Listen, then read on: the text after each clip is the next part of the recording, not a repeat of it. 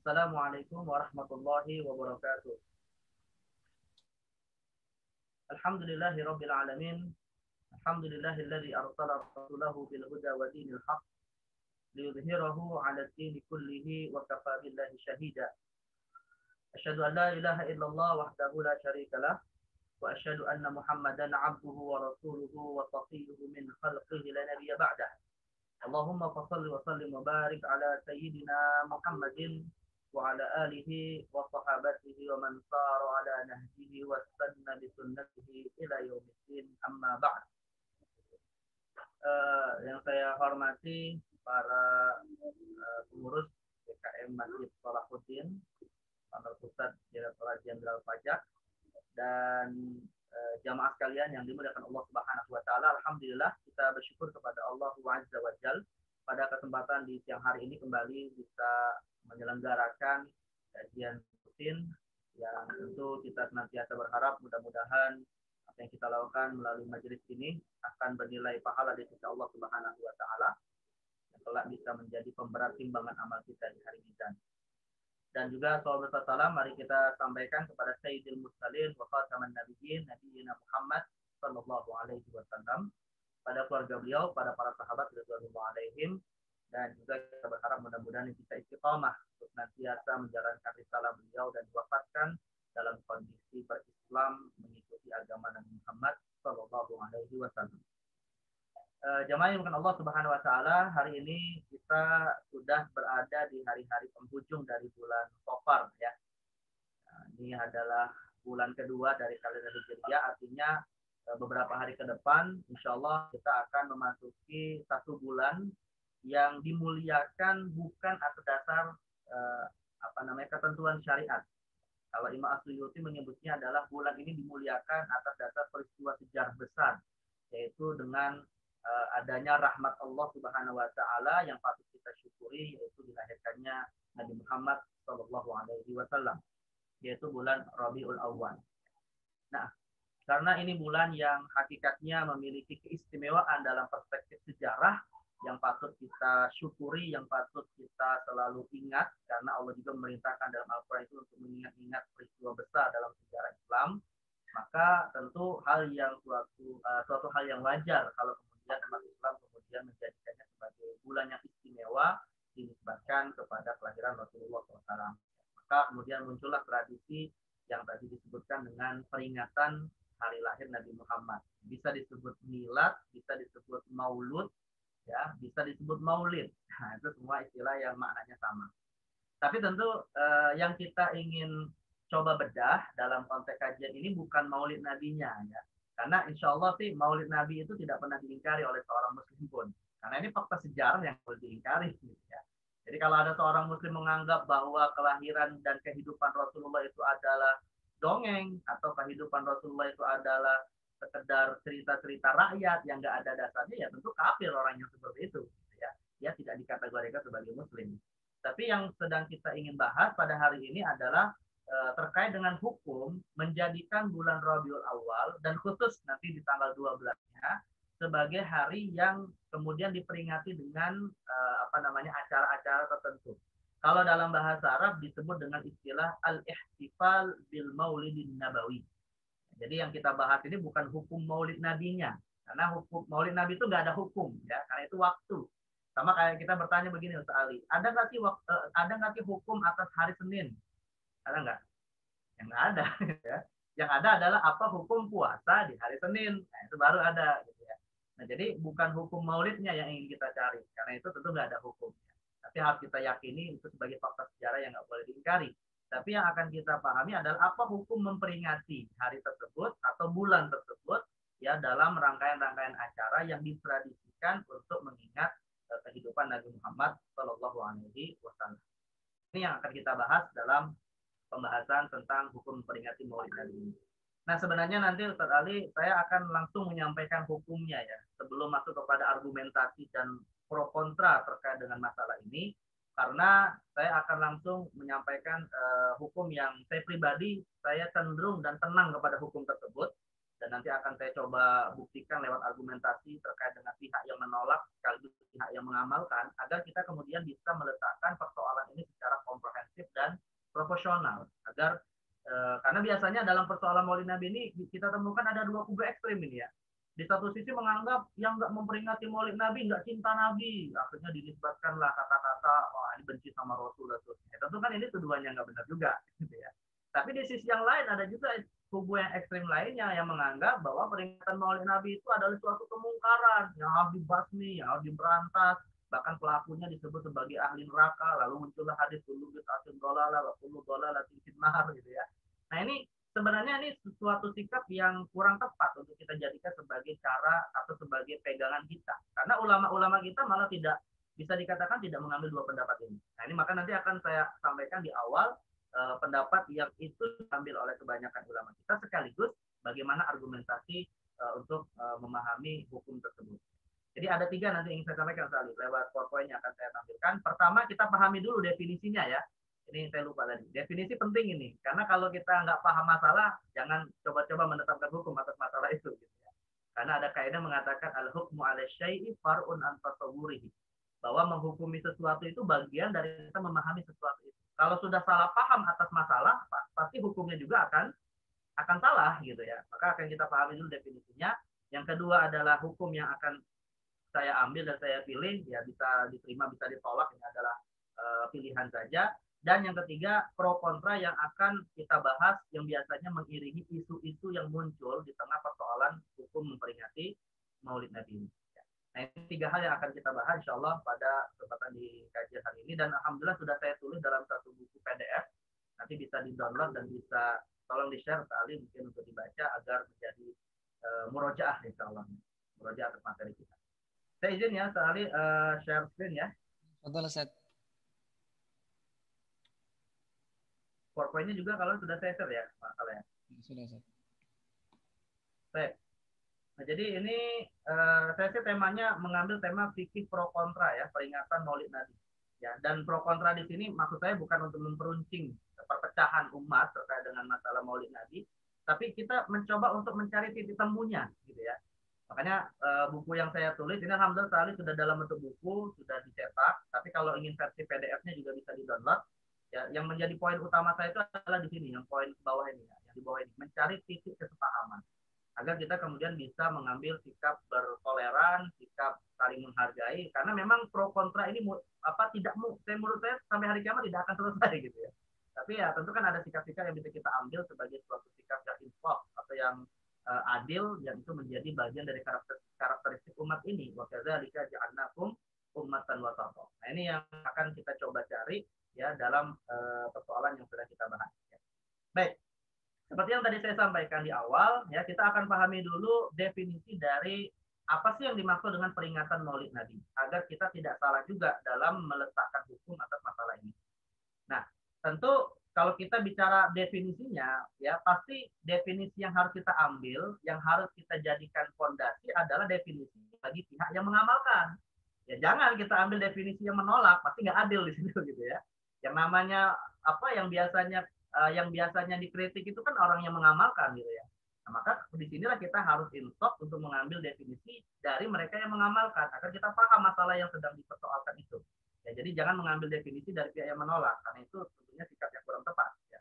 Nah, maka untuk mendefinisikan inilah peringatan Maulid Nabi atau dalam bahasa Arab disebut dengan al-ihtifalu bil Maulidin Nabawi.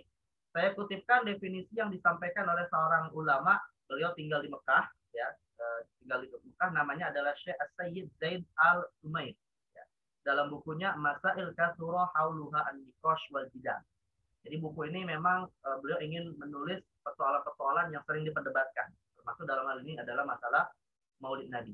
Nah, beliau mendefinisikan peringatan Maulid Nabi itu seperti ini.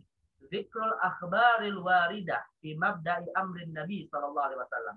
Jadi memperingati zikrun ya al-akhbar, peristiwa-peristiwa atau terkait dengan sejarah hari kelahiran Rasulullah SAW, mawaqa'a fi maulidihi, ya, yaitu terkait dengan hari kelahiran beliau, yang di situ minal ayati wal mu'jizat, dengan menyebut-nyebut kisah hidupnya dan setiap tanda-tanda kemuliaan dan kemukjizatan sang Nabi. Artinya dalam peringatan Maulid Nabi itu yang dilakukan apa tradisinya? Ya biasanya baca sejarah, biasanya membaca buku-buku yang di dalamnya terdapat kisah-kisah Rasul. Apakah dalam bentuk pembacaan Maulid Barzanji, atau nggak usah lah misalnya kita Kalau Maulid Barzanji kan kesannya kayak ritual gitu ya, karena yang baca pun kadang bisa jadi nggak paham apa yang dibaca gitu ya. Ya misalnya bentuknya adalah kajian Sirah Nabawi pas kebetulan di bulan Rabiul Awal. Nah, itu sebenarnya juga bagian dari peringatan Maulid Nabi. Ya, atau misalnya saat khutbah Jumat isinya terkait dengan bagaimana kita lebih mencintai dan mengekspresikan cinta kepada Rasul walaupun bentuknya sholat Jumat itu juga sebenarnya bagian dari peringatan Maulid Nabi. Ya, karena pada bulan Rabiul Awal itu yang dilakukan adalah menyebut-nyebut ya, kemudian mempelajari berbagai macam hal yang terkait dengan Rasulullah Sallallahu Alaihi Wasallam. Nah tujuannya apa? Ta'ziman li qadrihi sallallahu alaihi wasallam wa izharan lil farahi wal istibsyar di maulidihi syarif. Tujuannya adalah untuk mengagungkan kedudukannya, untuk mengekspresikan, menampakkan kegembiraan atas kelahirannya. Nah, jadi ada dua hal ini Ustaz Ali yang perlu kita pahami, bahwa dalam peringatan Maulid Nabi yang dilakukan itu adalah sebenarnya hal-hal yang bersifat ibadah mutlak. Hal-hal yang bersifat, kalaupun kita sebut ibadah, tidak ada ketentuan hal dilakukan pada hari tertentu atau pada batasan tertentu. Seperti misalnya membaca Sirah Nabawi, kan bebas kapan saja, bisa mau dilakukan di Rabiul Awal ataupun di luar Rabiul Awal gitu ya. Intinya ibadah-ibadah yang sedang dilakukan ini hakikatnya ibadah mutlak. Ya kalau misalnya pada saat bulan Rabiul Awal yang dilakukan adalah sholat Idul Fitri, nah ini keliru jelas. Karena itu bukan ibadah mutlak gitu ya. Karena itu di bulan Syawal gitu ya. Tapi di sini ibadah mutlak yang dilakukan. Nah itu dulu yang harus kita pahami, bahwa ibadah yang sedang dilakukan dalam peringatan itu hakikatnya ibadah mutlak. Ya apakah sodako, baca sholawat, kemudian berzikir yang mutlak-mutlak, intinya ibadah-ibadah yang tidak dibatasi waktunya. Tapi secara khusus itu kemudian dilakukan pada bulan Rabiul Awal dan dalam rangka untuk mengingat Nabi SAW. Dan tujuan terbesarnya adalah untuk agar kita bisa mencari momentum dalam rangka mengagungkan dan bergembira dengan hari kelahiran Nabi Muhammad SAW. Jadi antara ibadah atau antara ritual dan tradisi yang dilakukan dengan tujuan, maka ini dulu yang harus kita pahami, bahwa peringatan Maulid Nabi dalam rangka untuk melakukan hal tersebut. Nah dari sisi hukum bagaimana? Ini saya langsung to the point kepada hukumnya Ustaz Ali ya. Sebelum saya masuk pada argumentasi, biasanya kan argumentasi dulu baru hukum gitu ya. Ini saya langsung hukumnya dulu, langsung saya simpulkan. Yang sebenarnya hukumnya ini saya lebih cenderung kepada pendapatnya Al-Hafidh Ibnu Hajar Asqalani, seperti yang dikutip oleh Imam As-Suyuti dalam kitab Al-Hawi, bahwa Imam Ibnu Hajar Asqalani itu menghukumi peringatan Maulid Nabi ini sebagai perkara yang mubah saja. Ya, perkara yang mubah itu artinya apa? Kata beliau, nanti akan disebutkan ya, ada pendapat beliau dalam proposal terkait dengan masalah ini. Mubah itu artinya adalah dia sesuatu yang tidak boleh diwajibkan. Jadi yang mau memperingati Maulid Nabi tidak boleh mewajibkan kepada yang tidak mau memperingati Maulid Nabi. Jadi kalau misalnya diundang nggak hadir, ya nggak masalah, nggak lihat gitu ya. Nah itu yang dimaksud dengan hukumnya boleh. Tapi di sisi yang lain, hukum boleh ini juga melahirkan suatu hukum bahwa peringatan dan perbuatan seperti ini tidak boleh dianggap sebagai kemungkaran.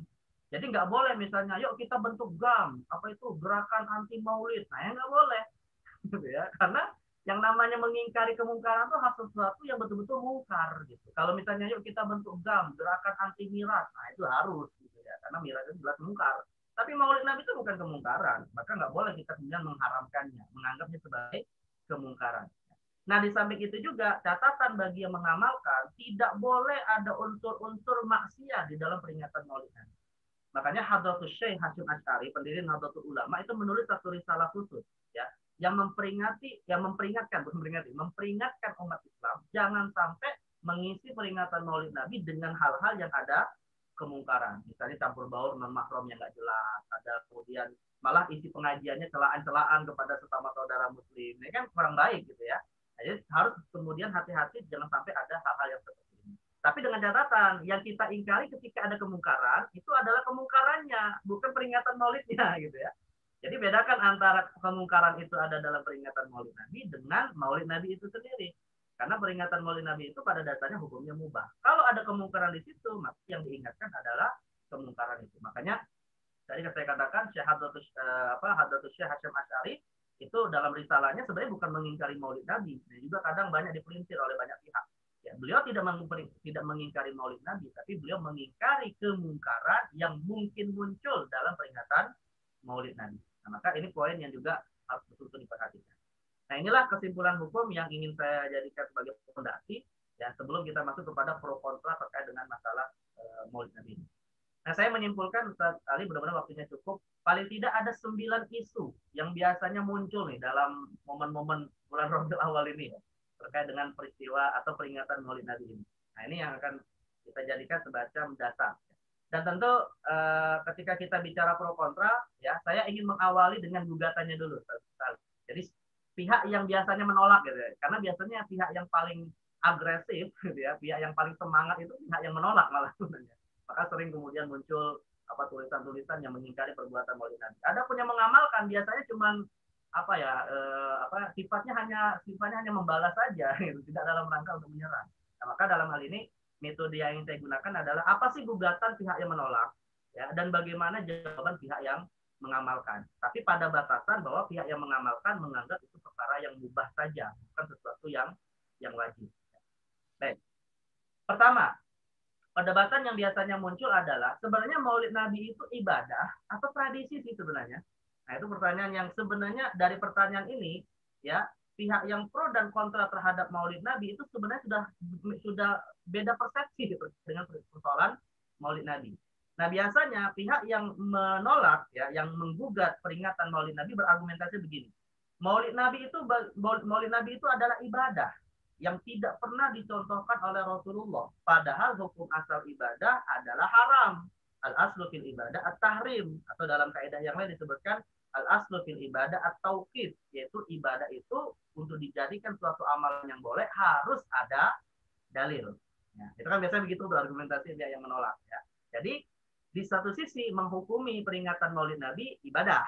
Di sisi yang lain mengatakan ini adalah ibadah yang nggak ada dalil, berarti ibadah yang hukumnya haram. Nah, itu gugatan pihak yang menolak Maulid Nabi. Nah, bagaimana jawabannya ya? Dan ini jawabannya juga disampaikan oleh banyak ulama yang mengamalkan Maulid Nabi. Misalnya ada seorang ulama yang menulis buku judulnya Al-Maulidun Nabawi Bainal Mujizina wal Mani'in. Namanya adalah Syekh Muhammad Al-Hashimi. Nah, beliau menulis buku judulnya Peringatan Maulid Nabi antara yang pro dan yang kontra. Dan beliau menyampaikan bahwa ada salah persepsi dari pihak yang kontra terhadap Maulid Nabi. Nah, kesalahan persepsi itu apa ya? Tadi mereka menganggap ini ibadah. Padahal pihak yang mengamalkan, ya, pihak yang mengamalkan Maulid Nabi mengatakan bahwa Maulid Nabi itu bagi kami bukan ibadah. Dia semata-mata sebagai tradisi saja, sebagai adat istiadat, ya, yang itu hukum asalnya adalah mubah. Dan karena itu adalah tradisi, pada dasarnya yang namanya tradisi yang hukumnya mubah tidak memerlukan adanya dalil gitu. Sama seperti beginilah kita analogikan. Tradisi memperingati hari kemerdekaan tanggal 17 Agustus. Ada nggak kalau misalnya agar tradisi itu boleh perlu dalil? Nah, ya kan jawabannya nggak harus ada dalil gitu kan. Yang namanya tradisi yang hukum asalnya mubah saja. Malah yang harus dicari itu adalah ada nggak dalil yang mengharamkan, bukan dalil yang mensyariatkan. Nah itu, jadi bedakan antara itu tradisi dengan ibadah. Ya, nah ini jawabannya. Jadi ada mispersepsi antara yang kontra dengan yang pro. Dijawab lagi oleh pihak yang menggugat. Ya, pihak yang menggugat biasanya jawab begini. Ya, kalau misalnya kalian menganggap itu bukan ibadah tapi tradisi, kok mengapa kalian berharap pahala dalam perayaan Maulid Nabi itu? Berarti kan ibadah. Nah, ujung-ujungnya ibadah lagi gitu ya. Kan orang yang pasti kan gini sekali. Kalau ada orang memperingati Maulid Nabi, pasti kan juga berharap ada pahala di situ kan dari amalan itu kan. Nah, berarti kan itu ibadah gitu kan. Nah, kalau misalnya itu ibadah, berarti kembali lagi kepada kaidah asal. Setiap ibadah harus ada dalil gitu, dan kita nggak menemukan dalil tentang masalah itu. Itu kata mereka yang menggugat. Dijawab oleh pihak yang pro, ya, dijawab oleh pihak yang mengamalkan Maulid Nabi. Kata mereka, ya tetap statusnya adalah perkara yang mubah sebagai tradisi. Tetapi mengharapkan suatu pahala dalam amalan yang mubah itu bukanlah suatu yang terlarang. Ya, hal ini sama saja seperti seseorang makan dan minum. Nah, makan dan minum itu ibadah atau tradisi sekali? Tradisi. Tradisi kan? Ya, makan minum itu tradisi. Tapi boleh nggak ketika kita makan dan minum meniatkan dalam aktivitas mubah itu tadi sebagai ibadah dalam rangka untuk menguatkan badan kita agar nanti dengan makan dan minum itu kita bisa beribadah dengan baik. Karena kita sudah punya kekuatan fisik yang prima misalnya. Kan boleh saja kan?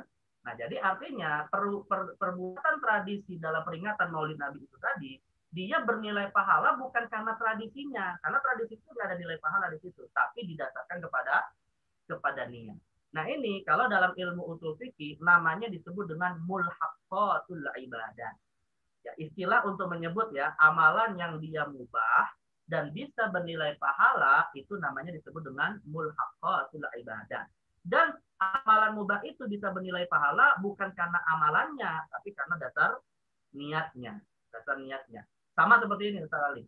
Mencari nafkah bagi seorang suami. Memang sih di dalam Islam mencari nafkah itu kewajiban. Tapi kan yang mencari nafkah bukan hanya muslim, orang kafir juga mencari nafkah. Nah, maka apa yang membedakan antara muslim mencari nafkah dengan orang kafir mencari nafkah? Ya jawabannya adalah kembali kepada niat.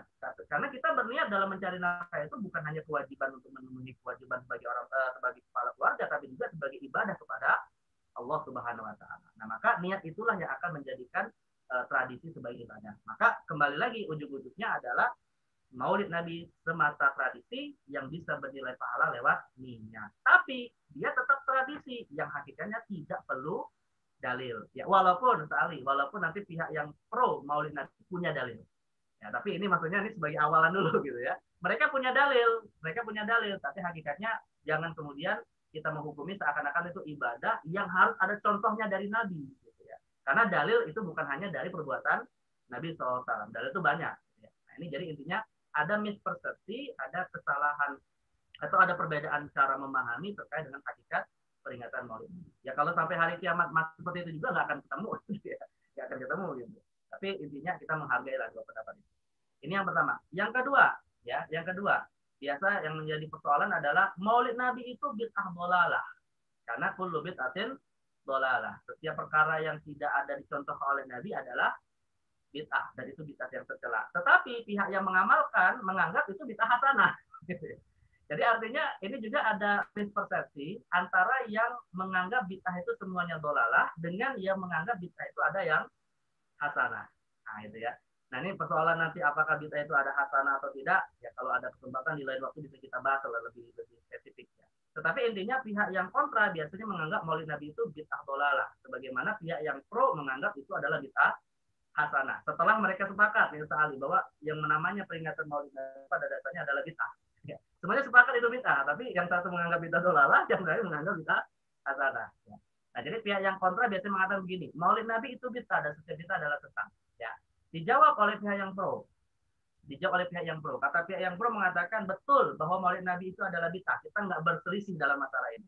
Tetapi ya tidak setiap bid'ah itu sesat, karena ada bid'ah hasanah, ada bid'ah sayyi'ah. Dan Maulid Nabi termasuk bid'ah hasanah selama tidak ada unsur pelanggaran syariat itu. Karena itu tradisi, gitu ya. Nah, disinilah Imam Ibnu Hajar Asqalani berkata, yang beliau termasuk ulama yang menerima kebolehan Maulid Nabi meskipun beliau mengaku itu bid'ah. Kata Imam Ibnu Hajar, aslu amalil maulidi bid'atun lam tunqal an ahadin minas salafus shalihin minal quruni tsalatsa. Lihat nih ya. Tapi saya perlu mengingatkan nih, pihak-pihak yang biasanya kurang insaf, kurang adil, kadang memutus perkataan Imam Ibnu Hajar cuma sampai pada perkataan as-salasa ini tadi. Kata Imam Ibnu Hajar bahwa asal amalan dari Maulid Nabi itu bid'ah, tidak pernah diriwayatkan dari salafus saleh, dari 3 generasi salaf. Lalu kemudian diputus sampai perkataan ini. Seakan-akan Imam Ibnu Hajar menganggap itu bid'ah dan setiap bid'ah adalah sesat. Padahal lanjutannya apa kata Ibnu Hajar? Walakinnaha ma'adzalika qad ishtamalat ala mahasin wa dhiddiha. Dan di dalam peringatan itu terdapat kebaikan sekaligus terdapat keburukan. Faman taharra fi amalihal mahasin wa tajannaba dhiddaha kana bid'atan hasanah wa illa fana. Maka siapapun yang mengisi peringatan Maulid Nabi itu dengan kebaikan-kebaikan dan menjauhi keburukan-keburukan dan maksiat, maka dikategorikan bid'ah hasanah. Gitu. Jadi Imam Ibnu Hajar itu sepakat itu bid'ah. Memang nggak ada contohnya di masa Rasulullah 3 generasi salaf. Sepakat ya. Tapi beliau menganggap itu termasuk bid'ah hasanah dengan catatan taharra fi amalihal mahasin. Dengan catatan mengisi peringatan itu dengan amal-amal kebaikan yang bersifat mutlak. Nah, jadi ini yang kemudian disebut dengan bid'ah hasanah. Wa illa fala. Tapi kalau di dalamnya kok malah ada maksiat, maka dia bisa dikategorikan bid'ah sayyi'ah. Nah, jadi intinya ada mispersepsi juga antara pihak yang pro dan kontra dalam menilai status bid'ahnya Maulid Nabi. Ya. Baik, kemudian yang ketiga, pro kontra yang ketiga adalah ya, nah ini kata mereka atau isu yang muncul dalam peringatan Maulid Nabi adalah Maulid Nabi tidak pernah dicontohkan oleh Rasulullah SAW. Maka sesuatu yang tidak dicontohkan oleh Nabi otomatis tidak boleh dilakukan. Ya, jadi Maulid Nabi tidak pernah contoh oleh Rasulullah, para sahabat dan 3 generasi sahabat. Nah, jawabannya bagaimana bagi pihak yang pro? Ya, apa yang tidak dilakukan oleh Nabi, kalau dalam ilmu usul fikih disebut dengan as-sunnatut tarkiyah, itu tidak secara otomatis perbuatan itu menjadi terlarang. Ya, sekali lagi ini kaidah penting nih sekali.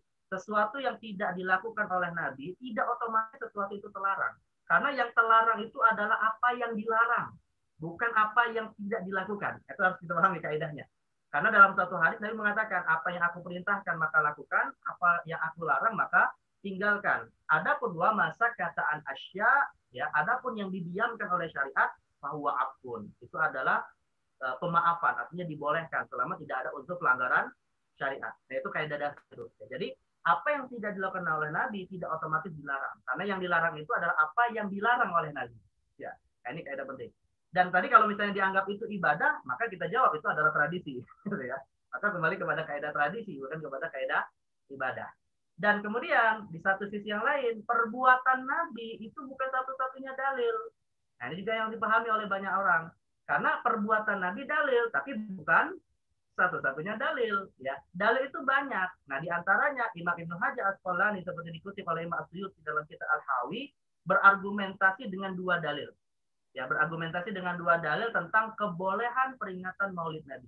Yang pertama adalah beliau berargumentasi dengan syariat ya puasa di bulan di tanggal 10 Muharram yang itu sudah dilakukan oleh orang-orang Yahudi.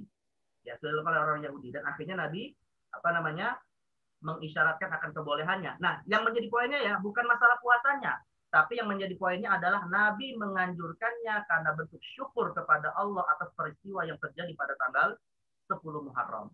Nah, karena sebab inilah kemudian Imam Ibnu Hajar mengatakan ya fayustafadu minhu fi'lu syukri lillahi ala ma manna bihi fi yaumin muayyan da'in ni'matin aw dafin naqama. Maka berdasarkan hadis tentang tentang anjuran puasa 10 Muharram itu tadi, berdasarkan kisah orang-orang Yahudi yang menginformasikan kepada Nabi bahwa di situ ada peristiwa diselamatkannya Nabi Musa dari kejaran Firaun, kata Imam Ibnu Hajar itu sebagai dalil kita boleh menjadikan hari tertentu sebagai bentuk bersyukur kepada Allah atas nikmatnya atau atas dihindarkannya dari musibah. Sampai di sini, kemudian Imam Ibnu Hajar melanjutkan wa ayyun ni'matin a'dhamu minan ni'mah fi buruzi hadzal nabi rahmah.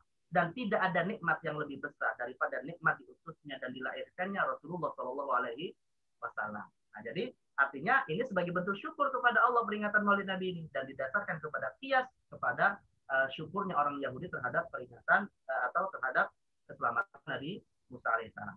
Dan di samping itu dikuatkan juga dengan ayat Al-Quran surat Yunus ayat 58. Allah SWT berfirman, "Qul bi fadlillahi wa bi rahmatihi fa bidzalika falyafrahu." Katakanlah dengan karunia Allah dan rahmatnya maka hendaknya mereka bergembira orang-orang beriman. Ibnu Abbas mengatakan yang dimaksud dengan rahmat Allah dalam ayat ini adalah wa ma arsalnaka illa rahmatan lil alamin. Dan tiada kami mengutus engkau wahai Muhammad kecuali sebagai pembawa rahmat. Nah, jadi di sini kita diajarkan apa Ustaz Ali? Fal yafrahu. Hendaknya kita bergembira gitu ya. Bergembira atas dasarnya lahir Nabi sesuatu yang malah dianjurkan gitu kan. Nah, karena ini dianjurkan di dalam Al-Qur'an dengan dalil dan isyarat ya, bukan dengan perbuatan. Nanti pertanyaan begini Ustaz Ali. Kalau memang kita dianjurkan, kenapa kok Nabi tidak melakukan? Kenapa sahabat kok tidak melakukan? Padahal itu kan ayatnya turun di masa Nabi. Jawabannya begini Ustaz Ali. Nabi itu nggak perlu memperingati hari kelahiran beliau karena beliau masih hidup. Dan para sahabat itu nggak perlu memperingati hari kelahiran Nabi karena mereka masih bisa merasakan sisa-sisa kehadiran Nabi setelah beliau wafat. Lah kita yang generasinya semakin jauh gitu ya. Nah, gimana kita merasakan kehadiran Nabi? Bagaimana kita merasakan dekatnya kita dengan Nabi dari sisi sejarah itu? Maka caranya dengan memperingati hari tersebut. Nah, itu alasan kenapa para ulama menciptakan tradisi ini dengan catatan tidak ada kemungkaran di dalamnya. Baik. Dan juga kita bisa berargumentasi bahwa banyak amalan salaf yang tidak ada contohnya dari Nabi Shallallahu Alaihi Wasallam. Kalau kita katakan setiap perbuatan yang nggak ada contohnya dari Nabi adalah haram, otomatis berapa banyak amalan salaf yang akan kita hukumi haram gara-gara tidak ada contoh dari Rasulullah Shallallahu Alaihi Wasallam. Nah, itu argumentasi peringatan Maulid Nabi yang ketiga. Yang keempat ya, isu yang keempat lagi sedikit cepat. Nah, ini juga sering muncul ini. Maulid Nabi adalah tradisi Syiah. Dan kelompok Syiah itu adalah kelompok yang menyimpang dan sesat dan tidak layak bagi seorang Muslim memperingati tradisi orang yang menyimpang. Nah, itu kan biasa dikatakan begitu ya. Jadi kata mereka yang menggugat, Maulid Nabi diciptakan pertama kali oleh kelompok sesat menyimpang, yaitu penguasa Fatimiyah. Ya, penguasa Fatimiyah ini dari sekte Syiah Ismailiyah yang lebih sesat daripada Syiah yang hari ini ada di Iran. Karena mereka ini sampai kemudian menuhankan imam-imam mereka. Kalau yang di Iran masih ada yang belum sampai menuhankan gitu ya. Nah, ini ada sekte yang paling sesat namanya sekte Ismailiyah. Dulu pernah menguasai Mesir dan Afrika Utara dan mendirikan kekuasaan namanya Daulah Fatimiyah. Didirikan dari Daulah Ubaidiyah, keluarga Ubaidiyah. Namanya adalah Al-Mu'izz Lidinillah Al-Ubaidi. Ya, pada abad keempat kita tahun 362 Hijriah. Nah, artinya mereka berargumentasi dengan fakta sejarah ini bahwa peringatan Maulid Nabi merupakan tradisi yang dimunculkan pertama kali oleh kelompok Syiah yang sesat. Maka nggak layak bagi seorang Muslim yang beriman kepada Allah dan Rasulnya dari kalangan ahli sunnah wal jamaah memperingati apa yang diperingati oleh kelompok yang sesat. Nah, dijawab oleh para ulama yang pro terhadap Maulid Nabi. Ada dua argumentasi. Argumentasi yang pertama, teori bahwa peringatan Maulid Nabi pertama kali ditradisikan oleh kelompok Syiah itu masih pro kontra. Artinya itu bukan satu-satunya teori. Masih banyak teori lain yang mengatakan peringatan Maulid Nabi itu diciptakan, ditradisikan bukan dari kelompok Syiah, tapi malah dari golongan ahli sunnah. Nah, siapa mereka? Nih, saya sebutkan ada 3 teori yang semuanya ahli sunnah ya. Teori yang pertama kali ditradisikan oleh Al-Muzaffar Abu Sa'id Qutburi Ibn Zainuddin Ali Ibn Baktakin. Ini seorang raja soleh yang hidup pada abad ke-7 Hijriah. Beliau ini wafat pada abad ke-7 ya. Beliau ini termasuk raja yang menjadi besan dari Salahuddin Al-Ayyubi. Ya, besan dari Salahuddin Al-Ayyubi. Nah, beliau diceritakan oleh Imam As-Suyuti dalam kitab Al-Hawi bahwa beliaulah yang pertama kali mentradisikan peringatan Maulid Nabi. Kata Imam As-Suyuti, wa awwalu man ahdatsa fi dzalika sahibu Irbil. Yang pertama kali menciptakan peringatan Maulid Nabi sebagai tradisi adalah penguasa Irbil. Namanya Al-Malikul Muzaffar Abu Sa'id Qutburi Ibn Zainuddin Ali Ibn Baktakin. Bahkan Imam As-Suyuti mengatakan ahadul mulukil amjad wal kubara'il ajwa. Salah seorang raja yang sangat dermawan dan sangat agung di dalam sejarah itu. Jadi ini bukan tradisi orang Syiah ini ya, ini tradisi ahli sunnah. Teori yang kedua diceritakan oleh Ibnu Jubair dalam kitab Rihlahnya. Beliau menceritakan pada tahun 579 Hijriah, abad ke-6 Hijriah, bahwa penduduk Mekah itu sudah biasa memperingati Maulid Nabi. Dan di Mekah itu yang tinggal orang Syiah apa sunnah? Ya, ahli sunnah di Mekah gitu kan, nggak mungkin di sana Syiah yang berkuasa, ahli sunnah gitu. Dan ada teori lain yang diinformasikan oleh seorang ulama besar Syafi'i namanya Imam Abu Syamah dalam kitab Al-Ba'id. Beliau mengatakan yang pertama kali mentradisikannya adalah Umar Al-Mullah. Dan beliau ini seorang ulama sufi ahli ibadah yang dimuliakan oleh Sultan Nuruddin Zangki. Dan Sultan Nuruddin Zangki ini adalah sultan yang membuka jalan bagi Salahuddin Al-Ayyubi untuk membebaskan kota Palestina. Nah, jadi ini teori-teori yang semuanya datang dari ahli sunnah gitu. Jadi kalau ada yang mengatakan itu tradisi Syiah secara mutlak, ya tertolak dengan adanya teori yang lain ya. Nah, ini jawaban yang pertama. Jawaban yang kedua, sekalipun kalau kita misalnya masih menerima bahwa itu teori yang datang dari kelompok Syiah misalnya ya kita tetap terima itu, maka jawabannya adalah itu pun tidak otomatis terlarang. Karena Rasulullah SAW, ya tadi kita sebutkan dalam dalil yang sampai Imam Ibnu Hajar, memperingati puasa 10 Muharram sebagai bentuk syukur atas diselamatkannya Nabi Musa alaihissalam, dan itu diperingati oleh orang Yahudi. Dan orang Yahudi orang kafir atau orang sesat? Yahudi kafir gitu kan. Yang kafir saja kita boleh mengambil sisi positifnya gitu, apalagi yang masih dikategorikan muslim walaupun dia menyimpang. Nah, jadi ini pun hakikatnya tidak secara otomatis tradisi itu dilakukan kemudian kita katakan berasal dari orang sesat dan kita tidak boleh melakukannya. Dan terlebih lagi ya, jamaah sekalian Allah SWT, orang-orang Syiah mengisi tradisi Maulid Nabi berbeda dengan orang-orang ahli sunnah wal jamaah. Kalau orang Syiah mengisi tradisi Maulid Nabi dengan mencela dan mencaci maki sahabat. Lah kalau kita ahli sunnah malah memuliakan sahabat. Kita belajar tentang sirah Nabi, bagaimana sahabat Nabi membela perjuangan beliau. Itu semua ada dalam kisah sirah Nabi Muhammad SAW. Jadi tidak sama apa yang ditradisikan orang Syiah dengan apa yang ditradisikan oleh ahli sunnah wal jamaah. Nah, ini juga argumentasi pihak yang mengatakan itu boleh-boleh. Kemudian yang lainnya juga adalah, ini sudah saya sempat singgung ya, kemungkaran pada tradisi Maulid Nabi. Pihak yang membuat biasanya mengatakan begini, pada peringatan Maulid Nabi terdapat kemungkaran seperti campur bau atau ikhtilat antara laki-laki dan perempuan. Maka dijawab, jawabannya begini, adanya kemungkaran tidak otomatis terlarangnya Maulid. Namun kemungkaran itulah yang mestinya dihilangkan dalam tradisi Maulid, bukan Maulidnya. Ya, nggak usah kita bicara tradisi, ibadah saja. Misalnya Ustaz Ali, ada orang sholat subuh 3 rakaat. Yang disalahkan sholatnya atau yang disalahkan praktek sholatnya atau sholat subuhnya? Ya praktek dia keliru gitu kan, jangan disalahkan sholat subuhnya gitu, karena sholat subuh disyariatkan itu ibadah loh. Bagaimana dengan tradisi, ya kan tentu lebih ini lagi lebih apa lebih simpel lah cara memahaminya ya. Maka yang kalau kita temukan ada kemungkaran dalam tradisi Maulid Nabi, maka bukan maulidnya yang diingkari tapi kemungkarannya. Nah pertanyaannya ini malah diajukan kepada pihak menggugat, yang diingkari itu maulidnya sih atau kemungkarannya? Ini kan nggak konsisten akhirnya gitu kan. Nah itu juga harusnya dijawab oleh pihak yang berwenang. Kemudian yang keenam, Maulid Nabi dan Aid. Ya, pihak yang menggugat biasanya mengatakan hari raya umat Islam itu cuma dua, Idul Fitri dan Idul Adha, dan memperingati Maulid Nabi seakan-akan kita menciptakan hari raya yang ketiga. Nah, itu kan biasanya argumentasinya begitu. Dijawab begini, Pak Ali. Yang namanya hari raya itu ya disebut dalam bahasa dengan istilah Id. Id itu artinya sesuatu yang berulang-ulang. Di dalam fikih ada dua. Ada hari raya yang dikategorikan bersifat syar'i dan ada hari raya yang bersifat urfi atau adi, bersifat tradisi. Ya, peringatan Maulid Nabi tidak dikategorikan sebagai hari raya yang bersifat syar'i, maka tidak ada di dalam peringatan Maulid Nabi misalnya ada sholat khusus, ada puasa khusus, ada sodako khusus, nggak ada. Ya, karena itu bukan hari raya yang bersifat syar'i, tapi sifatnya adalah tradisi saja. Ya, analogikanlah sama seperti kita memperingati bulan Muharram sebagai kalender Hijriah awal, hari kemerdekaan di bulan Agustus. Nah, seperti itulah gambaran Maulid Nabi. Jadi jangan digambarkan seakan-akan itu hari raya yang ketiga. Apalagi kalau misalnya dikatakan menandingi Idul Fitri dan Idul Adha. Nah, ini harus kita bedakan. Kenapa? Karena Idul Fitri dan Idul Adha ada ibadah khusus. Sedangkan kalau di dalam peringatan Maulid Nabi tidak ada ibadah khusus. Ya. Sedikit saya belum bercepat kalau masih ada. Nah, ini juga biasa argumentasinya. Di bulan Rabiul Awal ya pihak yang menggugat biasa mengatakan hari Maulid itu hari di mana Nabi juga kebetulan wafat. Allah takdirkan beliau wafat juga di hari Maulid gitu ya. Nah, maka kok kita temukan banyak orang yang memperingati Maulid Nabi kok malah bergembira dengan hari kelahiran dengan hari wafatnya Nabi SAW. Nah, kita jawab, yang pihak pun mengatakan kita itu kan menyebutnya Maulid, bukan hari wafat. Ada nggak misalnya di bulan Rabiul Awal kita peringati hari wafatnya Nabi? Nggak ada gitu. Yang diperingati itu hari kelahiran gitu.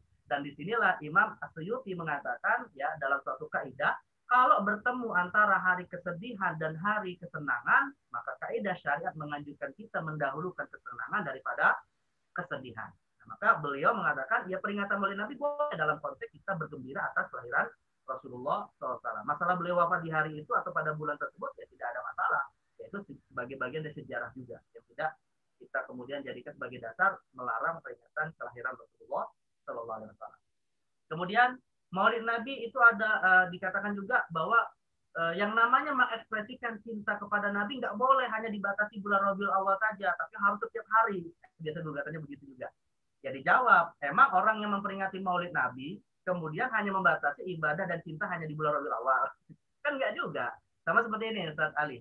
Kita memperingati hari kemenangan, hari kemerdekaan Indonesia di bulan Agustus. Apakah di bulan yang lain kita nggak merdeka? Ya kan nggak juga gitu kan.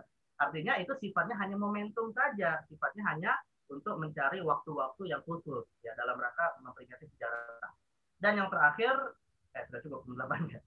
Ya, itu dan tambahannya adalah dan juga tambahannya dalam memperingati hak Maulid Nabi pada dasarnya ekspresi kecintaan itu tidak membatasi kita hanya beribadah di bulan Rabiul Awal. Tapi di bulan-bulan yang lain itu tetap kita dianjurkan menjalankan syariat Islam, bahkan bukan hanya bulan tertentu, setiap waktu Rasulullah mengatakan ittaqullaha haitsuma kunta. Bertakwalah kepada Allah dimanapun dan kapanpun engkau berada. Nah, jadi bukan berarti pembatasan yang sifatnya hanya mengkhususkan atau mencukupkan ibadah di bulan Rabiul Awal. Baik, mungkin ini ya beberapa 8 berarti ya, bukan 9 mengoperasi 9. Ada 8 isu yang menjadi pro kontra dalam peringatan Maulid Nabi. Tapi ujung-ujungnya saya kasih kesimpulan bahwa hukumnya boleh-boleh saja. Selama tidak ada unsur kemaksiatan di dalamnya dan tidak dalam rangka diwajibkan atau tidak dalam rangka untuk diharamkan. Nah, maka mudah-mudahan dengan sikap itu Allah memberikan kepada kita taufik untuk bisa saling menghargai perbedaan dan tentu untuk bisa menghadirkan ukhuwah Islamnya yang lebih kental lagi di tengah umat Islam walaupun berbeda dalam beberapa persoalan yang mereka hadapi. Oke, seperti itu ya. Saling Allah miswab.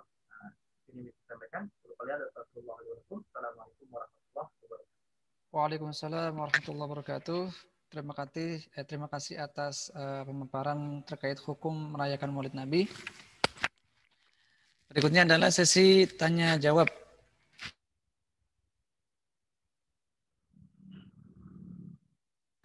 Bagi jamaah teman-teman Anda berada ingin bertanya silakan bisa melalui chat atau Q&A. Silakan.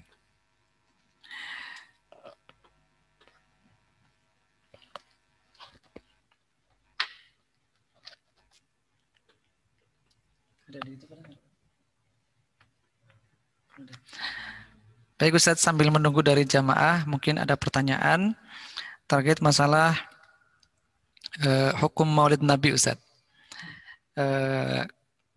Di tradisi khususnya di Indonesia Ustadz ya, kan biasanya kan kalau ada acara Maulid Nabi itu suka membacakan dengan sirah-sirah Ustadz. Nah, kenapa harus sirah-sirah yang dibacakan sedangkan dari kebanyakan jamaah itu tidak tahu artinya gitu Ustadz? Baik. Ya pertama, kalau kita bertanya tentang pilihan sirahnya, ya memang kan momennya, gitu ya. Jadi momen Maulid Nabi itu ya karena momen untuk membaca sejarah Rasulullah, ya untuk mempelajari sejarah Rasulullah. Tapi kalau yang dipertanyakan adalah itu kan buku-buku sejarahnya rata-rata berbahasa Arab, dibaca seperti kita baca Quran, gitu ya, karena dilagukan, gitu ya, ditilawahkan, gitu. Ya ini sebenarnya cuma semacam untuk membuat daya tarik saja kepada masyarakat. Itu semacam metode dakwah saja, ya. Makanya yang harus jadi catatan adalah pengisi peringatan Maulid Nabi ini juga jangan hanya mengisi dengan ritual dalam tanda kutip ritual bukan ibadah ya, ritual tradisi yang isinya cuma membaca kitab Bazanji, kitab Simtuduror ataupun kitab Burdah misalnya yang sekedar dibaca saja. Tapi juga mesti disampaikan isinya apa, kemudian apa yang menjadi apa pelajaran yang bisa diambil. Nah, itu yang menjadi PR untuk para asatidzah ini. Tapi ya Sali, pembaca itu bukan sesuatu yang harus dilakukan. Artinya begini, kalau misinya misalnya cuma kita bicara sirah nabawi, tapi nggak ada ritual pembacaan itu, apakah itu bukan peringatan Maulid Nabi? Ya peringatan Maulid Nabi juga gitu. Jadi itu sifatnya, kalau menurut saya itu cuma sifatnya metode dakwah saja. Ya, dan alhamdulillah kan ya walaupun dulu awal-awalnya mungkin hanya sekedar menghafal. Ya kayak anak kecil lah. Anak kecil kalau dulu kita hafalkan juz amma, apakah mereka paham itu juz amma? Kan belum tentu juga mereka paham itu kan. Tapi berkembangnya waktu lama-lama kan akhirnya bisa ada proses pemahaman. Nah, jadi itu sifatnya hanya metode saja, ya bukan sesuatu yang harus. Dan ini juga harus kita pahami. Tidak ada ritual khusus dalam peringatan Maulid Nabi, itu harus kita pahami. Tidak ada ritual khusus. Jadi kalaupun nggak ada baca-baca begitu juga sah-sah saja untuk peringatan Maulid Nabi. Atau itu disebut juga Maulid Nabi walaupun tidak diklaim sebagai Maulid Nabi. Ya teman-teman yang kontra terhadap Maulid Nabi kan sering juga ngadain kegiatan gitu kan. Bulan Rabiul Awal tema kajiannya apa? Lebih mendalami lagi sunnah Rasulullah. Lah kenapa Pak dipilih sunnah Rasul dalam konteks bulan Rabiul Awal? Kan peringatan Maulid Nabi juga akhirnya gitu kan. Tapi dengan cara yang berbeda. Sifatnya cuma metode saja. Ya seperti DJP nih ngadain acara pengajian setiap zuhur di hari-hari tertentu, temanya bulan Rabiul Awal Maulid tentang Nabi SAW. Ya itu peringatan Maulid Nabi juga sebenarnya gitu. Nah, jadi sekali lagi tidak ada ritual khusus dalam peringatan Maulid Nabi. Ada pertanyaan lagi Ustadz? Izin bertanya Ustadz, ada yang meyakini ketika dibacakan sholawat dan berjanji dan lain sebagainya, pada saat itu ruh Rasulullah SAW hadir. Benarkah demikian atau bagaimana pendapat Ustadz? Baik. Ini pertanyaan yang cukup sering ditanyakan dalam peringatan Maulid. Bukan hanya diyakini kehadirannya, tapi juga ada semacam ritual berdiri, ya mahallul qiyam. Jadi ketika baca pada bacaan tertentu, kemudian ada tradisi berdiri seakan menyambut kehadiran ruh Rasulullah SAW. Sebenarnya begini ya, persoalan ini juga satu yang harus kita pahami, jangan dikaitkan dengan masalah akidah yang kemudian bisa dihukumi kafir mukmin dalam persoalan seperti ini. Keyakinan begini tidak masuk dalam bab kafir. Dan yang kedua, Imam Asyuti dalam kitab Al-Hawil Fatawa, beliau sudah menjawab bahwa persoalan keyakinan tentang hadirnya ruh Rasulullah ya itu bukan sesuatu yang mustahil secara akli dan tidak bertentangan secara syar'i. Sekali lagi saya katakan tidak mustahil secara akli. Berarti tidak mustahil itu bagaimana maknanya? Boleh dan tidak boleh. Boleh. Mungkin boleh, mungkin tidak. Bukan mungkin boleh ya. Mungkin bisa terjadi, mungkin bisa tidak terjadi, itu tidak mustahil, namanya mungkin. Benar mungkinat. Secara akli mungkin, artinya begini, secara akli mungkin itu begini. Bisa nggak Allah berkuasa menjadikan ruh Rasulullah itu berada bersama dengan orang-orang yang sedang membaca salawat misalnya? Bisa nggak? Ya, bisa, nggak mustahil bagi Allah Subhanahu Wa Taala ya. Dan secara syar'i itu pun tidak bertentangan dengan syariat. Kenapa secara syar'i tidak bertentangan dengan syariat? Pertama, bisa jadi yang dimaksud dengan meyakini kehadiran Rasulullah ketika kita membaca buku-buku salawat atau kitab-kitab salawat itu adalah keyakinan yang bersifat majazi. Nah, itu kata Imam Suyuti. Bersifat majazi itu maksudnya apa? Keyakinan yang seakan-akan kita itu merasakan kehadiran Rasul. Analoginya seperti ini, Ustaz Ali. Misalnya kita katakan, kita sudah rindu banget ya sama orang tua misalnya. Sudah rindu banget sama orang tua. Tiba-tiba istri kita masak makanan yang itu biasanya dimasak oleh ibu kita. Akhirnya kita katakan, wah, makanan ini seakan-akan ibunya ada di rumah gitu. Boleh nggak seperti itu, Ustaz Ali? Boleh. Ya boleh saja lah. Kalau seorang muslim sudah membaca sholawat, kemudian merasakan getaran seakan-akan Nabi itu hadir bersama beliau, bersama mereka yang baca sholawat itu bukan suatu yang bertentangan dengan syariat, ya sah-sah saja gitu. Nah ini namanya disebut dengan bersifat majazi. Dan secara hakiki itu pun tidak bertentangan dengan syariat. Nah tadi saya katakan boleh saja kemudian Allah menghadirkan Rasulullah bersama dengan orang-orang yang sedang membaca sholawat. Yang penting, yang menjadi poin pentingnya adalah jangan sampai keyakinan itu membuat kita semakin merasa ujub, seakan-akan kita melihat Rasulullah, akhirnya menghukumi kita ini sebagai orang yang wah dan seterusnya. Itu malah orang yang bisa merasakan seperti itu harusnya dia semakin tawadhu, semakin dia merasa ya Rasulullah itu betul-betul harus diteladani dan seterusnya. Jadi bukan kemudian merasa wah saya sudah melihat Rasul, berarti saya sudah wah, nggak begitu juga gitu. Nah, jadi ada dua ya, secara akli itu tidak bertentangan dengan akal sehat, artinya bisa saja Allah melakukan hal tersebut, ya karena Allah Maha berkuasa. Dan yang kedua, secara syar'i bisa saja keyakinan itu dikategorikan dengan makna yang bersifat majaz. Nah, ini kata Imam Asy'ari. Yang penting tidak ada keyakinan-keyakinan yang sampai bertentangan dengan syariat. Misalnya keyakinan bertentangan dengan syariat begini, ketika dirasakan datang Nabi SAW, lalu diyakini, ya Rasul menyampaikan hadis bahwa sholat itu tidak lagi wajib. Nah itu baru bertentangan. Ya, namanya sholat sampai hari kiamat nggak akan berubah. Tapi kalau diciptakan hadis palsu, dinisbatkan kepada Nabi dengan alasan itu, maka itu tidak dibolehkan. Analoginya, Salih sebagai penutup, analoginya samakanlah keyakinan kita tentang kehadiran Nabi saat kita bersolawat, sebagaimana mungkinnya Nabi hadir di dalam mimpi orang-orang beriman. Mungkin nggak Nabi hadir dalam mimpi seorang beriman? Mungkin, dan itu hadisnya sahih dan kita nggak boleh ingkari. Nah, begitu juga keyakinan yang dalam konteks seperti apa yang tadi ditanya. Ya begitu ya. Kalau saya sah-sah saja keyakinan itu tidak bertentangan dengan syariat. Ustaz, jazakumullah khairan Ustaz atas jawaban dan pemaparannya. Karena mungkin sudah dibatasi oleh waktu, kita masuk ke sesi berikutnya yaitu doa sekaligus penutup kepada Ustaz. Tafadhol untuk berdoa Ustaz. Sekali lagi kita berharap pada Allah Subhanahu Wa Taala, mudah-mudahan kajian ini terhitung sebagai ibadah kepada Allah Subhanahu Wa Taala dan bisa mendatangkan limpahan berkah dan pahala untuk kita mendapatkan kebutuhan istimewa di sisi Allah nanti. Kita bersifat lebih dulu 3 kali mohon ampun kepada Allah atas dosa yang dilakukan ataupun tidak. Astagfirullahaladzim, astagfirullahaladzim, astagfirullahaladzim, innaka antal ghafurur rahim. A'udzubillahi minasyaitonir minasyaitonir rajim. Bismillahirrahmanirrahim. Allahumma shalli wa sallim wa barik ala sayyidina Muhammad wa ala alihi wasallam. Alhamdulillah hamdan syakira hamdan yuwaffi ni'amahu wa yukafi mazidah ya rabbana lakal hamdu kama yanbaghi li jalali wajhika karim wa ghafari. Allahumma a'inna ala dzikrika wa syukrika wa husni ibadatik. Allahumma 'allimna ma yanfa'una wanfa'na bima 'allamtana wa zidna ilman ya rabbal alamin. Allahumma taqabbal minna innaka antas samiul 'alim wa tub 'alaina innaka antat tawwabur rahim. Rabbana zalamna anfusana wa illam taghfir lana wa tarhamna lanakunanna minal khasirin. Rabbana atina fid dunya hasanah wa fil akhirati hasanah wa qina adzabannar. Wa sallallahu ala sayyidina Muhammadin nabiyil ummi wa ala alihi wa sahbihi wa baraka wa sallam. Walhamdulillahi rabbil alamin.